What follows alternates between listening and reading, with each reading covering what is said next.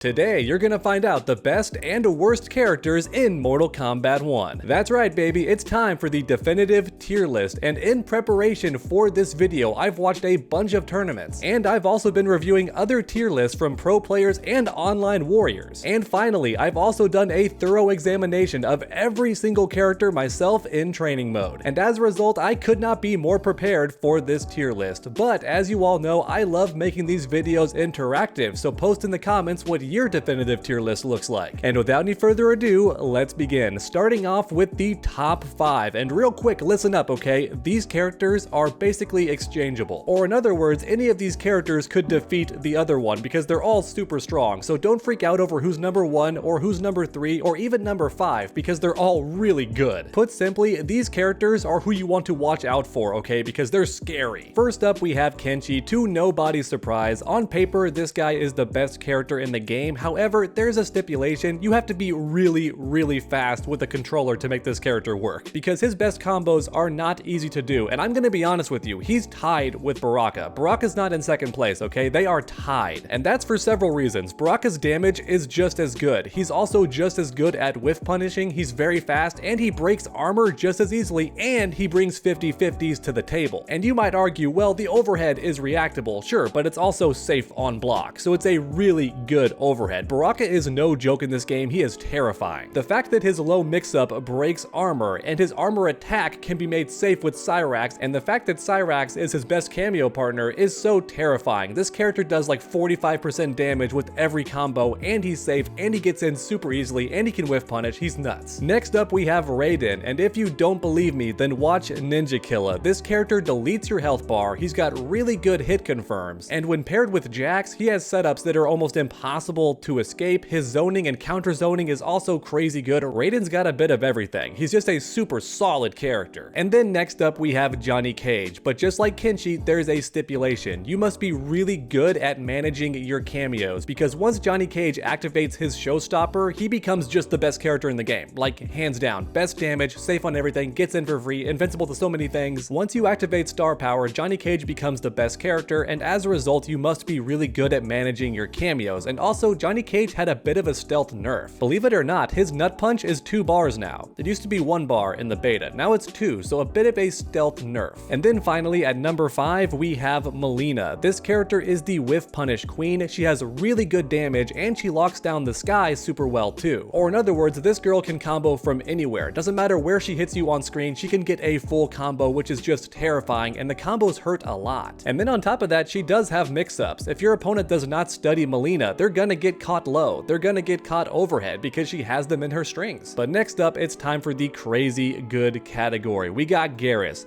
This man's counter is insane. His command grab, super scary. His ability to close the gap instantly but also zone you is really terrifying as well. And of course, just like everyone else, he brings the damage. Not too much else to say about Garrus. Scorpion. You know, I would argue that Scorpion is probably tied with Garrus, and that's because I've seen Scorpion win several tournaments already. Now the catch is he requires a really good cameo. Without his cameo partner, Scorpion does become a much weaker character, so against certain characters like Sindel, he may struggle a ton because some characters just need their cameo, and Scorpion's one of those characters. And then right behind Scorpion, we have Reptile, some of the best meterless damage in the game, and he's a whiff punish god, and he can teleport, and he can turn invisible. This character has a bit of everything, and I say it's about time because he missed out on Mortal Kombat 11, so I'm glad he's good in Mortal Kombat 1. I wish he had a bit better mix-ups, but hey, the overhead is still unreactable. Next up, we have Sindel. This character caught everyone off guard at tournaments because she was not playable in the beta, and yet even so, she's already winning tournaments. And it's no surprise why once you look at her kit. Her combo damage is great. Her air cancels are really tough to deal with. And then craziest of all, she can control your cameo and also increase the speed of her own cameo to make it recharge faster. So yeah, that new game mechanic, she just makes it better. And when you combine all these things together, you have a very strong character. And then right behind her, we have Smoke.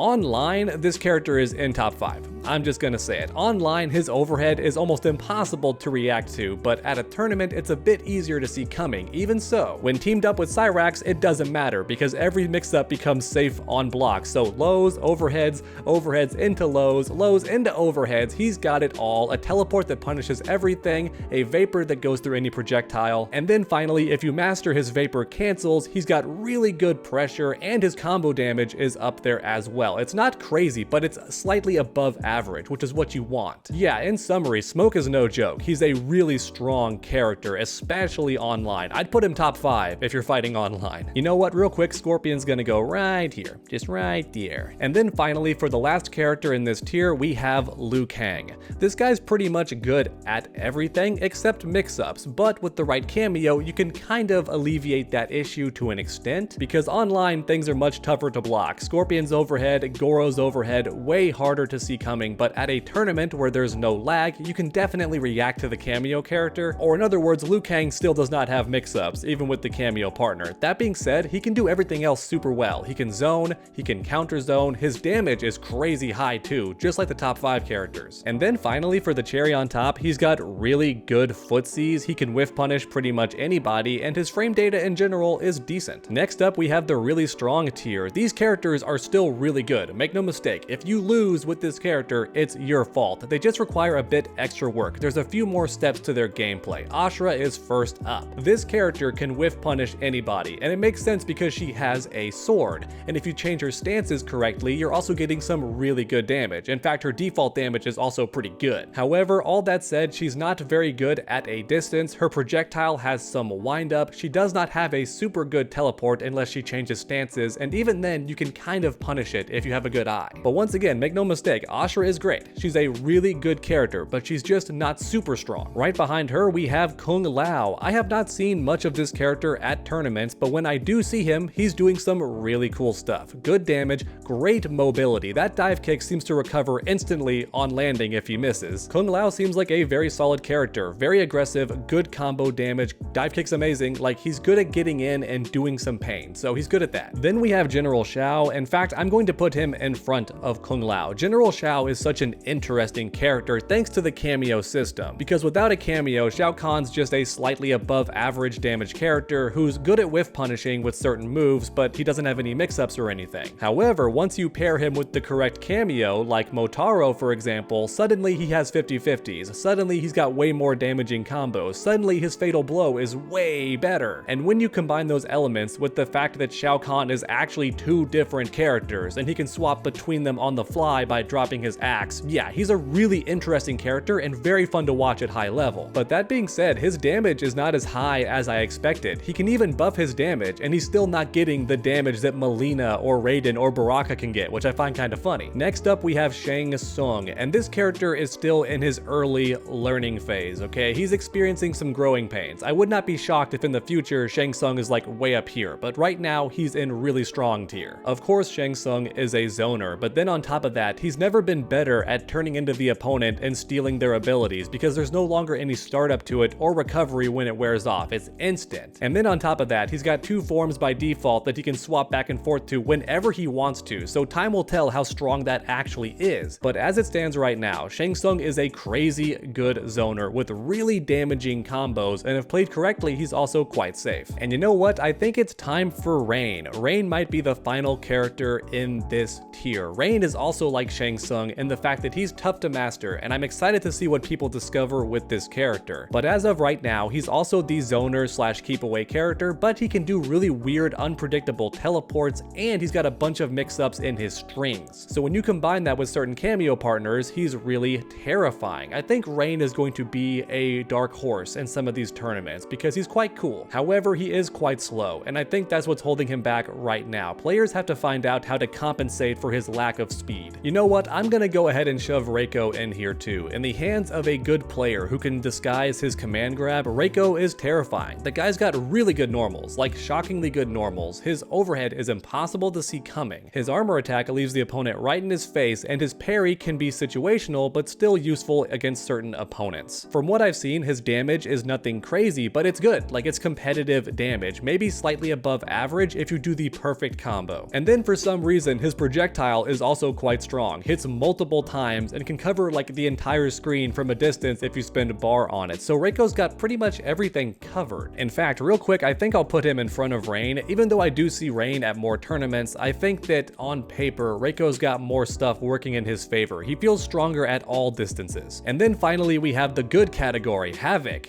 is such an interesting character. I made a video on this guy already pointing out why he's good, but then some people in the comments were showing that at a higher level, he's got some really big weaknesses. For example, everyone loves his arm swing attack because it has so many hits of armor and is safe on block, but guess what? If you flawless block it, then it's fully punishable, so that's a big weakness. And on top of that, it's extremely slow, so against a skilled player, they'll just poke, see the armor, and then block and not get hit by his arm swing at all. And then on top of that, just like Scorpion, Havoc needs a cameo character, and I mean really needs a cameo character. Once they're gone, he is a shadow of a fighter in this game. He really needs the cameo. And that's because his main combo extender is too slow to combo without one, unless you want baby damage, like 26-27%. Nobody wants baby damage. When you land that hit, you want the combo. And you know what? I'm gonna go ahead and put Sub-Zero in front of him. I don't know what I was thinking there. People want to complain about Sub-Zero so much because he got a damage nerf. He still does 33% damage on most of his combos. Or in other words, he wins in 3 combos, and that's a big deal because Sub-Zero has 50-50, so if the opponent guesses wrong 3 times, he wins the round, like straight up. And you might say, well, those mix-ups are unsafe, but they're not if combined with certain cameos, so low risk and a pretty decent reward. The real nerf that Sub-Zero got was the Ice Clone, and I don't see enough people talking about this. Sub-Zero's Ice Clone has a lot of recovery on it now. Once it goes away, you have to wait like 5 seconds before you can do it again. And that nerf to me is way worse than his damage, because ever since Mortal Kombat X, Sub-Zero's never been the damage character. He's got the zoning, counter zoning, and the mix-ups, so below average damage makes sense to balance him out a bit. And sadly, Havoc, I gotta do it to you again. I'm gonna put Nitara in front of Havoc because I'm accounting for average online players, not just tournament players. And when I use this character online, she is destroying people because even though she only has the 1 mix-up, if I land that mix-up, I'm getting 42% damage for 1 bar of meter. That's how hard this character hits. And on top of that, she has the best mobility in the game and she locks down the sky. If the opponent jumps, I can jump, do an air-to-air, and again, I'm getting like 40% damage. That's how hard this character hits. And with the right cameo, she also has 50-50s that can be very difficult to block. Just use Scorpion. It's really, really good. Now, all that being said, Nitara has some obvious weaknesses. She can't zone. She does not have any projectiles. She can't really counter zone either. She's an in-your-face only kind of character. And that's the main reason she's in good tier. She's just not perfect at everything like these golden children in top 5 or crazy good. She's missing some stuff from range. And then finally, we have the decent category. I'm gonna go ahead and put Tanya first. Believe it or not, this character is starting to shine slightly at tournaments. I think she won a tournament recently, which is great because it shows that Mortal Kombat 1 is such a balanced game that even one of the weakest characters can still win. Although I'm wondering if that's because nobody knew what she could do because nobody ever fought them with that character. Or in other words, they didn't have the matchup experience. They have no clue what Tanya can do, and as a result, Tanya could just get away with everything. That could be possible, or it could just be the game's that well balanced. For anyone not aware, Tanya has the lowest damage in the game, and her parry is very situational, which makes her a bit tougher to use, but she does have a cool teleport, and she has some really good whiff punishes. Next up, we have Kitana. That's right, I'm putting Kitana in front of Li Mei, although honestly, they might be tied for last place. And that's because Kitana has the second lowest damage in the game, but she can throw projectiles at any angle. She's kind of meant to control space, and she is somewhat good at that. The issue is it just never does any real damage. In fact, the only way that Kitana ever gets more damage than Tanya is if she lands her perfect combo starter. Otherwise, Tanya actually gets more damage than Kitana with every other situation. However, even so, Kitana can manage space at any distance. She even has projectiles that duck under other projectiles. She has jump-ins that can bait anti-airs. She has good air-to-air conversions, all that stuff. The real issue is